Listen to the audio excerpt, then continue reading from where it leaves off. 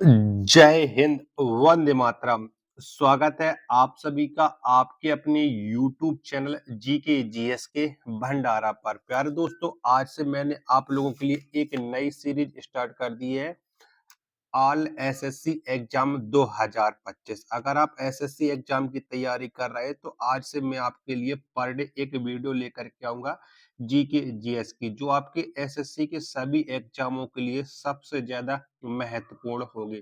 तो अभी से आप लोग वीडियो को लाइक करके चैनल को आप लोग जरूर सब्सक्राइब कर लीजिएगा, अगर आप भी एसएससी में सफलता लेना चाहते हो। क्योंकि एसएससी में अगर आपको सफलता लेनी है तो जीके जीएस पर आपको मजबूत पकड़ बनानी पड़ेगी, और लगातार मैं आपको अपने चैनल के माध्यम से जीके जीएस के बेहतरीन से बेहतरीन प्रश्न कराता हूँ जो आपके एग्जाम के लिए महत्वपूर्ण है। तो आज का जो हमारा टॉपिक है वो है प्राचीन भारत का इतिहास। इसमें आज पहला टाइप हो जाता है आपका, और पहला टाइप है प्राचीन इतिहास के स्रोत, प्रागैतिहासिक काल, सिंधु सभ्यता और वैदिक सभ्यता। इससे बनने वाले जितने प्रश्न और जितने एसएससी की प्रीवियस ईयर की परीक्षा में पूछे गए सारे आपको इस वीडियो के माध्यम से करा दूंगा। तो आज की इस वीडियो को आपको शुरू से लेकर के एंड तक फुल वॉच कर देना है। अगर आपको ये वीडियो पसंद आए तो वीडियो को आप एक बार लाइक कर देना, और चैनल को अभी तक आप लोगों ने सब्सक्राइब नहीं कर रखा होगा तो चैनल को आप लोग जरूर सब्सक्राइब कर लेना। चलिएगा फिर शुरू करते हैं। तो पहला प्रश्न आ जाता है कि पुरालेख विद्या का अभिप्राय है, बताओ इसका क्या अभिप्राय है। तो इसका अभिप्राय हो जाता है शिलालेखों का अध्ययन, यानी दो का एक का दूसरा ऑप्शन करेक्ट आंसर हो जाएगा। आप साथ के साथ ये भी देखते चलना कौन सा प्रश्न है कौन सी परीक्षा में कब पूछा गया है। दूसरा प्रश्न आ जाता है कि सिंधु घाटी सभ्यता की मुख्य विशेषता थी, तो बताओ कौन सी थी सिंधु घाटी सभ्यता की मुख्य विशेषता। प्रश्न संख्या 2 का आंसर आपको देना है। तो इसकी जो मुख्य विशेषता थी वो थी व्यवस्थित शहरी जीवन। 2 का दूसरा ऑप्शन करेक्ट आंसर हो जाएगा। प्रश्न संख्या 3 है आपके सामने की देवी माता की पूजा संबंधित थी, तो बताओ किससे संबंधित थी। तो जो देवी माता की पूजा है ये सिंधु घाटी सभ्यता के साथ थी संबंधित, यानी 3 का तीसरा ऑप्शन राइट आंसर हो जाएगा। प्रश्न संख्या 4 है कि मोहनजोदड़ो में सबसे बड़ा भवन कौन सा है, तो बताओ कौन सा है। तो मोहनजोदड़ो में जो सबसे बड़ा भवन है वो धन्यागार, जिसे हम स्नानागार भी बोल सकते हैं, वो अनाज भंडार वाला था, यानी 4 का दूसरा ऑप्शन राइट आंसर हो जाएगा। अगला प्रश्न प्रश्न संख्या 5 है आपके सामने कि निम्नलिखित विद्वानों में से हड़प्पा सभ्यता का सर्वप्रथम खोजकर्ता कौन था, यानी हड़प्पा सभ्यता की खोज सबसे पहले किसने की है। प्रश्न संख्या 4 का आंसर आपको बताना है। तो ये की थी दयाराम साहनी ने। 5 का चौथा ऑप्शन राइट आंसर हो जाएगा। चलिएगा अगला प्रश्न आ जाता है अब आपके सामने। प्रश्न संख्या 6वां है कि किस स्थान पर हड़प्पा समय के रथ की एक प्रतिमा प्राप्त हुई थी, तो बताओ ये कहां पर प्राप्त हुई थी। प्रश्न संख्या 6 का आंसर आपको देना है कि 6 का राइट आंसर क्या हो जाएगा। तो 6 का जितने लोग बता रहे हैं दैमाबाद में ये प्राप्त हुई थी, यानी 6 का तीसरा ऑप्शन करेक्ट आंसर हो जाएगा। प्रश्न संख्या 7 आ जाता है किस जिले में मोहनजोदड़ो स्थित है, तो बताओ कौन से जिले में है। तो जो मोहनजोदड़ो है ये लरकाना में स्थित है, किसमें, लरकाना में। 7 का पहला ऑप्शन करेक्ट आंसर हो जाएगा। अगला प्रश्न प्रश्न संख्या 8 है भारतीय शासन के प्रतीक ये शब्द सत्यमेव जयते निम्नलिखित किस ग्रंथ से लिए गए, तो बताओ कौन से ग्रंथ से सत्यमेव जयते को लिया गया है। तो सत्यमेव जयते ये लिया गया उपनिषद यानी मुंडको उपनिषद से लिया गया। 8 का पहला ऑप्शन करेक्ट आंसर हो जाएगा। देख लीजिएगा, आप देखते चलना कि ये कौन सा प्रश्न कब पूछा गया, ठीक है, ये ध्यान रखना एसएससी के लिए सबसे ज्यादा महत्वपूर्ण क्लास है। 9वां प्रश्न है आपके सामने कि भारत में वर्ण व्यवस्था किस लिए बनाई गई थी, तो बताओ किस लिए बनाई गई थी। तो भारत में जो वर्ण व्यवस्था है वो व्यावसायिक श्रम विभाजन के लिए बनाई गई थी, यानी 9 का चौथा ऑप्शन करेक्ट आंसर हो जाएगा। प्रश्न संख्या 10 है आपके सामने कि भारतीय संगीत का उद्गम किस में खोजा जा सकता है, तो बताओ किस में खोजा जा सकता है। 10 का राइट आंसर क्या हो जाएगा। तो सामवेद की संहिता में ये खोजा जा सकता है। 10 का तीसरा ऑप्शन करेक्ट आंसर हो जाएगा। चलिएगा अगला प्रश्न है आपके सामने। प्रश्न संख्या 11 है कि आरंभिक वैदिक काल में वर्ण व्यवस्था आधारित थी, तो बताओ ये किस पर आधारित थी। वर्ण व्यवस्था 11 का आंसर आपको देना है। तो ये व्यवसाय पर आधारित थी। 11 का तीसरा ऑप्शन करेक्ट आंसर हो जाएगा। 12वां प्रश्न आ जाता है कि निम्नलिखित में से ऋग्वेद काल के दौरान किसकी जानकारी नहीं थी? बताओ किसकी जानकारी नहीं थी?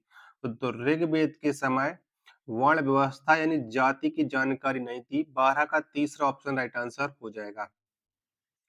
चलिएगा, प्रश्न संख्या 13 आ जाता है कि निम्नलिखित में से कौन सा अन्न मनुष्य द्वारा सबसे पहले प्रयोग होने वालों में से था? बताओ इनमें से कौन सा अन्न को मनुष्य ने सबसे पहले प्रयोग किया था? तो वो अन्न है जौ। यानी 13 का तीसरा ऑप्शन राइट आंसर हो जाएगा। प्रश्न संख्या 14 आ जाता है कि यज्ञ सूत्र निम्न में से किस वेद में है? बताओ कौन से वेद में यज्ञ सूत्र है? तो यज्ञ सूत्र इसका जो संबंध है वो यजुर्वेद से है। यानी 14 का तीसरा ऑप्शन करेक्ट आंसर हो जाएगा। प्रश्न संख्या 15 आ जाता है आपके सामने कि जुरासिक काल का माना गया पूरी तरह तैयार वृक्षीय फॉसिल कहाँ पाया गया? तो बताओ ये कहाँ पर पाया गया? 15 का राइट आंसर क्या हो जाएगा? तो ये पाया गया रामगढ़ में। यानी 15 का तीसरा ऑप्शन देने वालों का राइट आंसर हो जाएगा। और वीडियो पसंद आए तो वीडियो को लाइक जरूर कर देना, ये बात बिल्कुल ध्यान रखना है।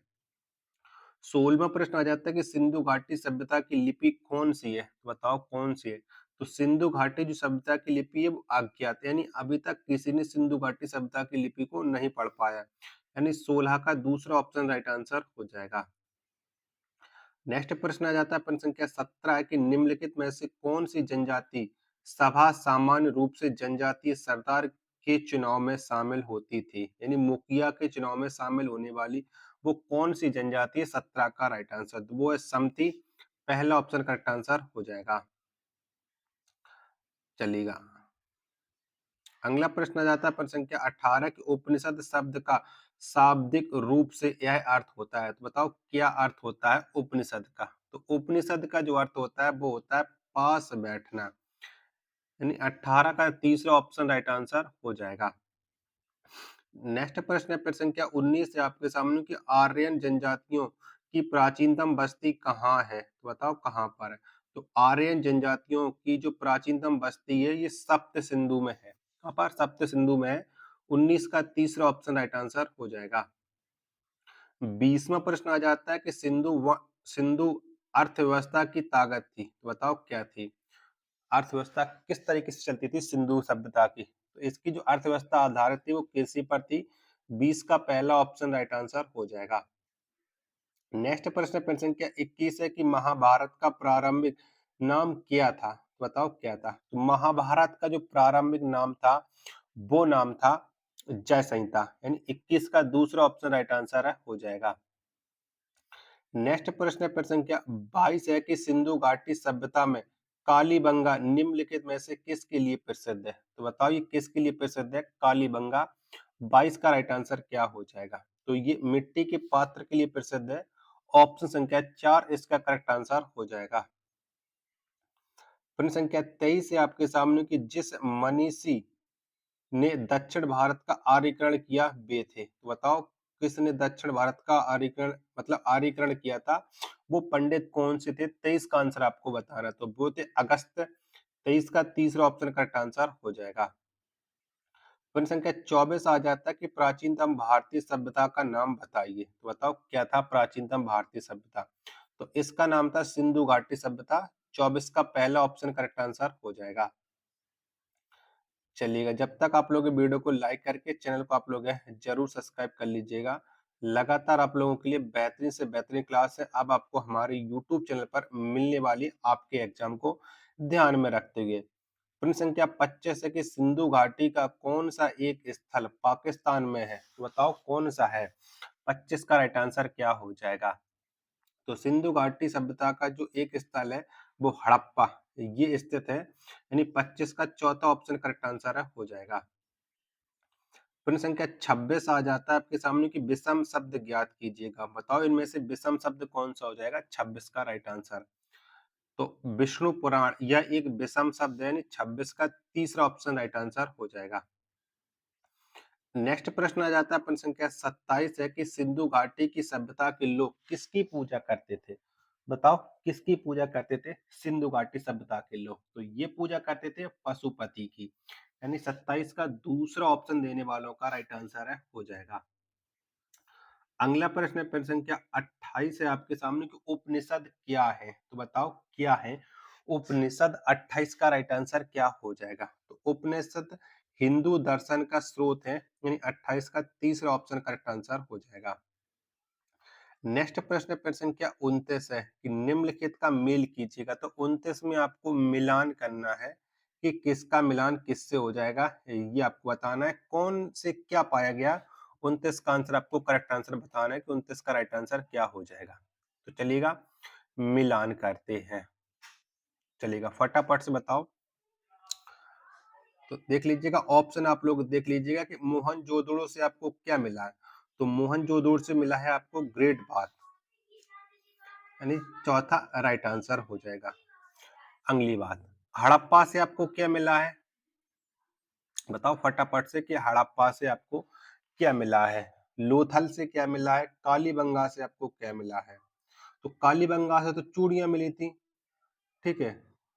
तो यहाँ पर चूड़ियां दी गई, दिया नहीं गया, तो इस हिसाब से ये जो प्रश्न है वो रॉन्ग प्रश्न है, ठीक है। तो इसे हम छोड़ देते हैं। प्रश्न संख्या 30 है आपके सामने कि निम्नलिखित में से किस वेद में जादू चमत्कार तथा मंत्र दिए गए? तो बताओ ये कौन से वेद में दिए गए? प्रश्न संख्या 30 का आंसर आपको बताना है। तो ये दिए गए अथर्ववेद में। 30 का ऑप्शन संख्या 4 इसका राइट आंसर हो जाएगा। अगला प्रश्न प्रश्न संख्या 31 है आपके सामने कि कौन सा वेद धार्मिक अनुष्ठानों से संबंध रखता है? तो बताओ कौन सा वेद रखता है? प्रश्न संख्या 31 का राइट आंसर क्या हो जाएगा? तो धार्मिक अनुष्ठानों से संबंध रखने वाला जो वेद है वो यजुर्वेद है। 31 का दूसरा ऑप्शन करेक्ट आंसर हो जाएगा।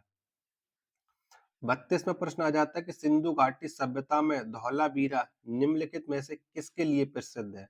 तो बताओ ये धौलावीरा वो किसके लिए प्रसिद्ध था? 32 का आंसर आपको बताना है।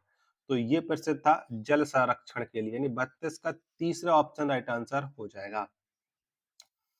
चलिएगा जब तक आप लोग वीडियो को लाइक करके चैनल को आप लोग सब्सक्राइब जरूर कर लीजिएगा। नेक्स्ट प्रश्न प्रश्न संख्या 33 से गौतम बुद्ध ने महापरिनिर्वाण कहाँ लिया था, यानी कहाँ पर प्राप्त किया था? प्रश्न संख्या 33 का आंसर क्या हो जाएगा? 33 का आंसर आपको बताना है। तो गौतम बुद्ध ने कुशीनगर उत्तर प्रदेश में महापरिनिर्वाण लिया था, किया था। 33 का दूसरा ऑप्शन राइट आंसर हो जाएगा। प्रश्न संख्या 34 के ऋग्वेद में सबसे प्रमुख देवता कौन है? बताओ कौन है? तो ऋग्वेद के जो सबसे प्रमुख देवता है वो है इंद्र। 34 का पहला ऑप्शन राइट आंसर हो जाएगा। प्रश्न संख्या 35 आ जाता है कि वैदिक काल में 8 प्रकार के विवाह प्रचलित थे, इनमें से कौन प्रेम विवाह था? तो बताओ इनमें से कौन सा था जो प्रेम विवाह था? 35 का राइट आंसर। तो ये गंधर्व विवाह, ये प्रेम विवाह के नाम से जाना जाता था। 35 का दूसरा ऑप्शन राइट आंसर हो जाएगा। 36वां प्रश्न आ जाता है कि मोहनजोदड़ो और हड़प्पा के अवशेष संकेत देते हैं कि ये शानदार और योजनागत अच्छी तरह से बनाई गई डॉट डॉट थी। तो बताओ ये क्या थी? 36 का राइट आंसर। तो ये योजनागत अच्छी तरह से बनाई गई व्यापारिक नगरें थी, यानी 36 का तीसरा ऑप्शन राइट आंसर हो जाएगा। प्रश्न संख्या 37 आ जाता है कि निम्नलिखित में से कौन सा वेद वेत्रेय का भाग नहीं है? तो बताओ कौन सा नहीं है? तो इनमें से जो वेत्रेय का भाग नहीं है वो अथर्ववेद नहीं है। 37 का चौथा ऑप्शन राइट आंसर हो जाएगा। 38वां प्रश्न आ जाता है किस नदी के निकट ऋग्वेद सभ्यताएं सबसे अधिक थी? तो बताओ कौन सी नदी के तट पर थी? 38 का राइट आंसर। तो ये थी सरस्वती नदी के तट पर। दूसरा ऑप्शन करेक्ट आंसर हो जाएगा। नेक्स्ट प्रश्न आ जाता है प्रश्न संख्या 39 से आपके सामने कि हड़प्पा स्थल मांडा किस नदी के किनारे स्थित था? बताओ कौन सी नदी के तट पर ये मांडा स्थित है? 39 का राइट आंसर। तो ये था चेनाब नदी के तट पर। 39 का पहला ऑप्शन करेक्ट आंसर हो जाएगा। अगला प्रश्न आ जाता है प्रश्न संख्या 40 है कि ऋग्वेद का कौन सा मंडल पूर्णतः सोम को समर्पित है? बताओ इनमें से कौन सा मंडल है जो पूर्ण रूप से सोम देवता को समर्पित है? तो ये है 9वां मंडल ऋग्वेद का। 40 का तीसरा ऑप्शन राइट आंसर हो जाएगा। अगला प्रश्न आ जाता है प्रश्न संख्या 41 है कि निम्नलिखित में से किस हड़प्पा केंद्र के बारे में माना जाता है कि मेसोपोटामिया के साथ सीधा समुद्र व्यापार था। तो बताओ कौन से हड़प्पा केंद्र का था? 41 का राइट आंसर। तो ये था लोथल गुजरात का। दूसरा ऑप्शन करेक्ट आंसर हो जाएगा। और आपको पता है कि लोथल है भोगावा नदी के तट पर स्थित था। चलेगा। अगला प्रश्न आ जाता है प्रश्न संख्या 42 है आपके सामने कि निम्नलिखित में से किस हड़प्पा कालीन स्थल से हल्का टेराकोटा प्राप्त हुआ है? बताओ टेराकोटा ये कहाँ से प्राप्त हुआ है? तो टेराकोटा आपको पता है ये वनावली से प्राप्त हुआ है और वनावली ये आपको कहाँ पर पड़ता है? ये हरियाणा में है। चलिएगा। प्रश्न संख्या 43 आ जाता है कि हड़प्पा किस नदी के किनारे पर स्थित है? तो अभी मैंने आपको बताया था कि हड़प्पा है वो कौन सी नदी के तट पर स्थित है? तो हड़प्पा आपको पता है कि सिंधु नदी के तट पर स्थित है। 43 सॉरी हड़प्पा सिंधु नहीं रावी नदी के तट पर स्थित है। ठीक है। 43 का दूसरा ऑप्शन करेक्ट आंसर है हो जाएगा।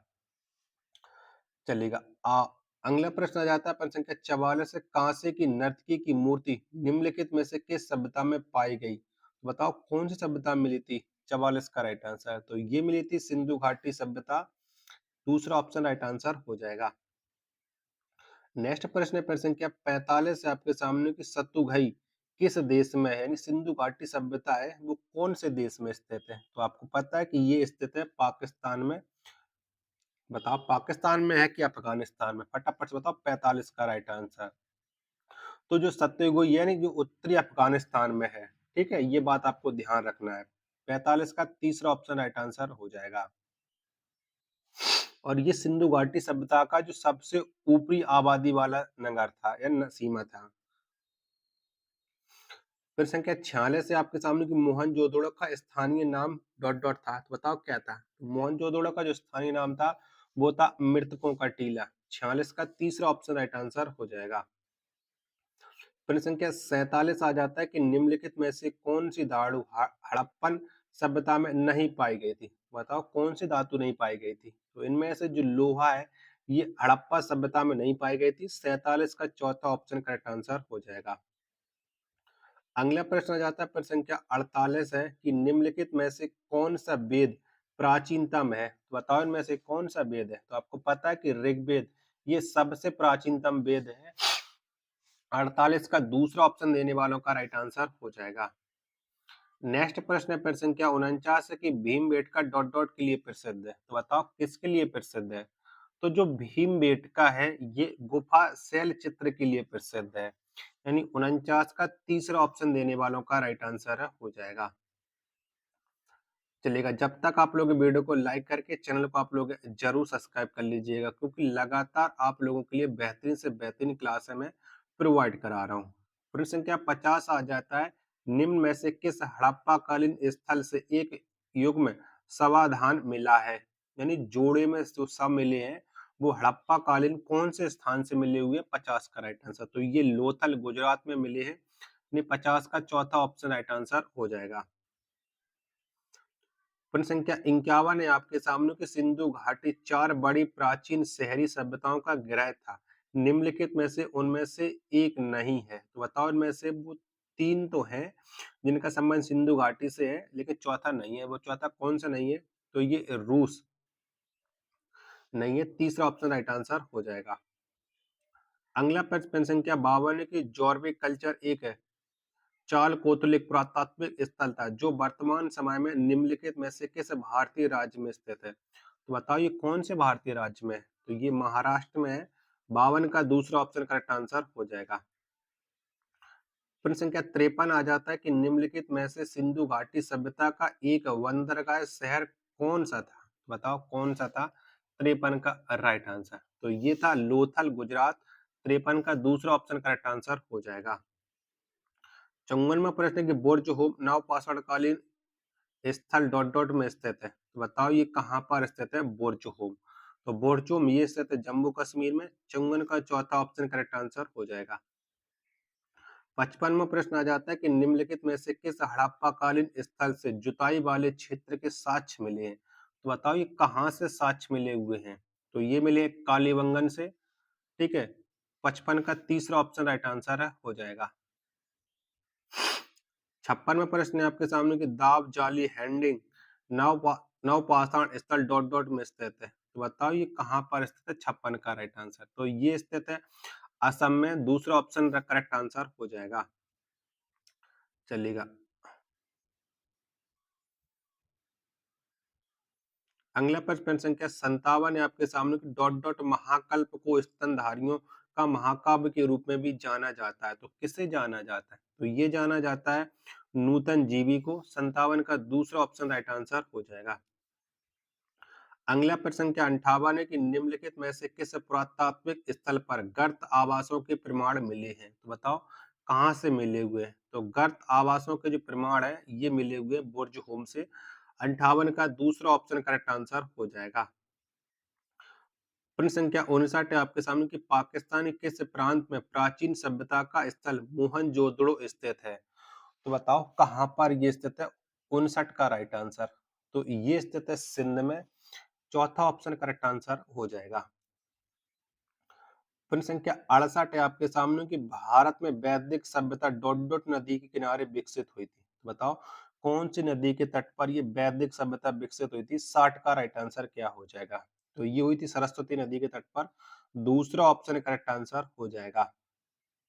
61वां प्रश्न आ जाता है कि वेदांगों के संदर्भ में निम्नलिखित शब्दों में से कौन सा शब्द अनुष्ठान को दर्शाता है? तो कौन शब्द दर्शाता है? तो अनुष्ठानों को दर्शाता है कल्प। 61 का दूसरा ऑप्शन करेक्ट आंसर हो जाएगा। 62वां प्रश्न आ जाता है कि निम्नलिखित में से किस नदी को वैदिक काल में परशुनी के नाम से जाना जाता है? तो इनमें से एक नदी ऐसी है जिसे वैदिक काल में परशुनी के नाम से जाना जाता है। वो कौन सी नदी है? 62 का आंसर आपको बताना है। तो वो नदी है रावी। पहला ऑप्शन करेक्ट आंसर हो जाएगा। अगर आपको ये वीडियो पसंद आ रही होगी तो प्लीज वीडियो को लाइक जरूर करना। प्रश्न संख्या 63 है कि हड़प्पा सभ्यता की खोज सर्वप्रथम किस वर्ष में हुई थी? बताओ कौन से वर्ष में हड़प्पा सभ्यता की खोज हुई थी? ये आपको बताना है। प्रश्न संख्या 63 का राइट आंसर क्या हो जाएगा? तो हड़प्पा सभ्यता की जो खोज हुई थी वो 1921 में हुई थी। तीसरा ऑप्शन राइट आंसर हो जाएगा। और हड़प्पा सभ्यता की खोज राखल दास बनर्जी और दयाराम साहनी ने दोनों ने मिलकर के की थी। 64वां प्रश्न है कि निम्न में से कौन सा स्थान राजस्थान में स्थित एक परिपक्व चरण हड़प्पा स्थल है? तो बताओ इनमें से राजस्थान में कौन सा स्थान था? 64 का राइट आंसर। तो राजस्थान में कालीबंगा। ये बात आपको याद रखना है। 64 का दूसरा ऑप्शन करेक्ट आंसर हो जाएगा। चलिएगा, अगला प्रश्न है प्रश्न संख्या 65 आ जाता है कि ऋग्वेद को डॉट डॉट पुस्तकों या मंडलों में विभाजित किया गया है। तो बताओ ऋग्वेद को कितने पुस्तकों या मंडल में विभाजित किया गया? 65 का आंसर आपको बताना है। तो ये किया गया 10 में। दूसरा ऑप्शन राइट आंसर हो जाएगा। प्रश्न संख्या 66 है कि निम्नलिखित में से कौन सी विशेषता बौद्ध धर्म को जैन धर्म से पृथक करती है? तो बताओ इनमें से कौन सी विशेषता करती है? तो ये करती है आचरण और आत्मनिर्माण का चरम स्वरूप। दूसरा ऑप्शन करेक्ट आंसर हो जाएगा। अगला प्रश्न संख्या 67 है कि सुरकोटदा पुरातात्विक स्थल किस राज्य में स्थित है? तो बताओ कहाँ पर है स्थित? तो जो सुरकोटदा पुरातात्विक स्थल है ये गुजरात में। 67 का चौथा ऑप्शन करेक्ट आंसर हो जाएगा। 68वां प्रश्न आ जाता है कि एक व्यक्ति का वैयक्तिक दृष्टिकोण और समाज से उसका संबंध जीवन के 4 उद्देश्यों से निर्धारित होता है। निम्न में से कौन सा इन उद्देश्यों में से एक नहीं है? बताओ वो कौन सा नहीं है? तो इनमें से जो उद्देश्य नहीं है वो सिद्धि नहीं है। 68 का पहला ऑप्शन करेक्ट आंसर हो जाएगा। 69वां प्रश्न आ जाता है कि वैदिक ऋचाओं के मुख्य संग्रह को डॉट डॉट कहा जाता है। बताओ इसे क्या कहा जाता है? प्रश्न संख्या 69 का आंसर आपको बताना। तो इसे कहा जाता है संहिता। तीसरा ऑप्शन राइट आंसर हो जाएगा। प्रश्न संख्या 70 के ऋग्वेद में ऋषि विश्वामित्र और देवी के रूप में पूजी जाने वाली दो नदियों के बीच संवाद के रूप में एक वचन है। ये कौन सी नदियां हैं? बताओ वो दो नदियां कौन सी हैं? 70 का आंसर आपको बताना है। तो वो नदियां ब्यास और सतलज। चौथा ऑप्शन राइट आंसर हो जाएगा। प्रश्न संख्या 71 है आपके सामने कि सेल्ट एक नवपाषाणकालीन डॉट डॉट है। बताओ ये क्या है? तो यह एक नवपाषाणकालीन एक उपकरण है। 71 का तीसरा ऑप्शन राइट आंसर हो जाएगा। तो आशा करता हूँ कि आपको ये वीडियो पसंद आई होगी। तो वीडियो को आप एक बार लाइक जरूर करना। चैनल को अभी तक आप लोगों ने सब्सक्राइब नहीं कर रखा होगा तो चैनल को आप लोग जरूर सब्सक्राइब कर लेना। कमेंट बॉक्स में आप अपनी राय जरूर बताना कि ये वीडियो आपको कैसी लगी। मिलते हैं पर अपने एक और नेक्स्ट वीडियो के साथ, तब तक के लिए धन्यवाद। जय हिंद, वंदे मातरम।